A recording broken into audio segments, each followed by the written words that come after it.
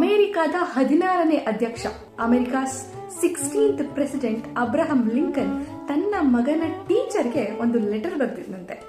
ಏನೇನನ್ನ ಕಲಿಸ್ಬೇಕು ಅಂತ ಹೇಳಿ ಒಂದು ಪ್ಯಾರ ಓದ್ತೀನಿ, ಕೇಳಿಸ್ಕೊಳ್ಳಿ.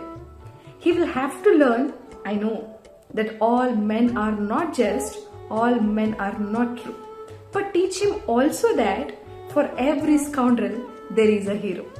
That for every selfish politician there is a dedicated leader. Teach him for every enemy there is a friend. Steer him away from envy if you can. Teach him the secret of quiet laughter. ಎಷ್ಟು ಚಂದ ಬರೆದಿದ್ದಾರೆ ಅಂದರೆ, ಹೀಗೆಲ್ಲ ಪೇರೆಂಟ್ಸಿಗೆ ಏನಾದರೂ note ಬರೀರಿ ಅಂತ ಕೇಳಿದರೆ ಇಷ್ಟು ಉದ್ದ ಕಂಪ್ಲೇಂಟ್ ಬರೆದು ಕಳಿಸ್ತಾರೆ, ನಿಮ್ಮ ಹೆಸರೇ ಸರಿ ಇಲ್ಲ ಅಂತ.